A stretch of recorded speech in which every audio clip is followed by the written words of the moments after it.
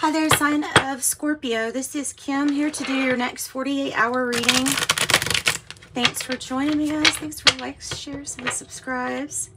Appreciate the support. Let's get right into your reading as I ask your spirit guides and your angels to join us as we get messages for your Most High for the sign of Scorpio.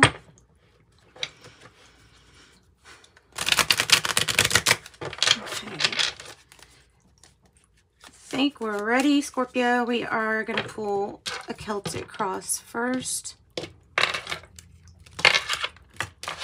And then we'll clarify with the mystical medleys. So there could be arguing. There could be like tempers flaring type of deal. Or there could be a situation where there's apples and oranges and it's just not working really well because of that being apples and oranges. Yeah, it's divine timing for something else here. I'm not really sure what, but we'll find out. Well, for freeing obsessive thinking, for sure. Yeah. It's regarding past events that are not so great to think about. Ugh. Stuck in the past. Okay, that's the sun in this deck, so that's good. Innocence.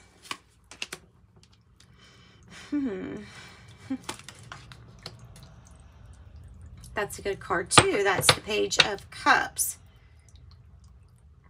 Okay, so either it's divine timing for a healing to come into play. The challenge might be some kind of like soulmate healing or family healing of some sort with that Six of Cups. There's a lot of obsessive thinking about this situation with the Page of Swords energy. So you've got obsessive thinking. It becomes irrational in a sense because it's in itself, you know, doing the same thing over and over again without any result. There has to be action in between, or completely being passive and watching your thoughts pass because of knowing that we have a tendency to obsess or something like that. All right, so that could be dealing with a family issue. It can be a child, air sign, Libra, Gemini, or Aquarius. Doesn't have to be, though. We also have the World card here, or a completion. Interesting with the sun, or their rendition of the sun, because that's a beginning that's bright and has promise to be something really big. Almost a guarantee. It's that divine is shining on a project. It's divinely directed, divinely guided. And it's an elevated chapter. So there is a closing of a chapter, but then there's a beginning. Once these, I feel like the beginning is going to be once you get out of your head. The Seven of Pentacles in the reverse for past is something that you've invested in, but sometimes it feels like we didn't get what we wanted out of something. We lost our patience, so to speak, or this could be like, hey, my patience is running thin for this situation. That might have happened in the past, but it feels like you're still dealing with this issue or person from the past that for some reason it won't change, but we're not moving forward. Does that make sense? You have the puzzle piece. That's why the World card is here, is because you have the puzzle. You have the ability to make something possible happen, but something that's definitely not going to happen is what you're losing patience for. So no more obsessive thinking. What's this patience card about? The Two of Pentacles in the reverse is somebody that's not changing, or a situation that's just, it's not changing. It's not getting any better. If anything, it might be getting worse. Okay, so the obsessive thoughts with the, what is this about? Obsessive thoughts. Oh, come on, really? That many? I don't have but a little bitty desk. Okay. All right.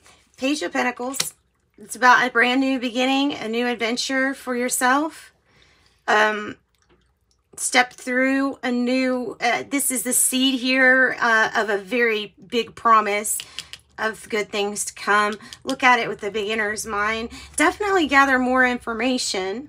There's definitely a need to gather more information.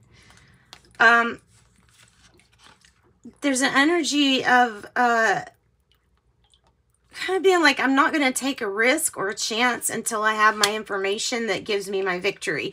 That would probably be the smart thing to do, I think. But the waiting's up. Another card that says, hey, the waiting's up. Somebody's just not being bold enough here for you to move forward with, or somebody not telling you the truth in a situation. So you're like, I've waited enough. No more waiting. I don't feel like I'm getting the truth out of you. I'm going on towards something that might be really great.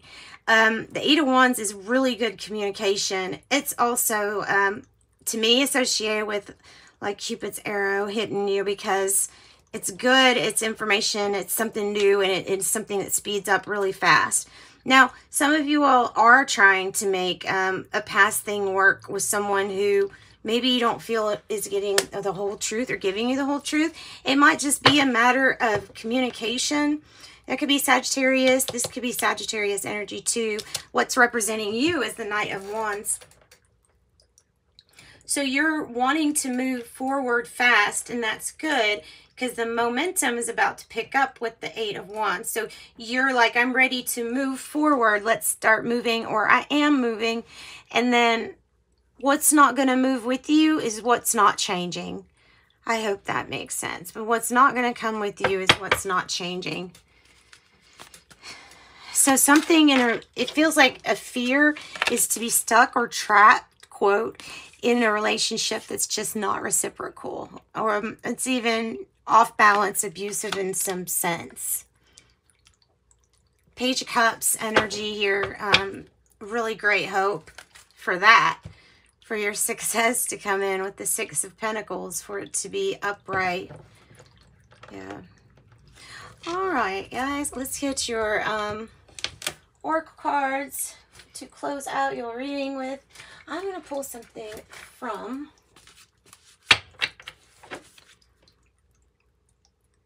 this deck, the Tau Sentience. Tau Sentience. Okay, this is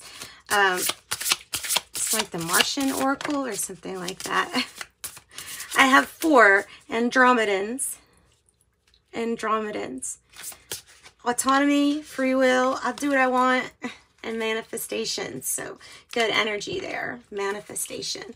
We'll also pull you a card from the Angel Number deck. And I have 111. Angels are fully ready to support you in this endeavor so you can co-create with the universe a life that you love. Sending you love and light.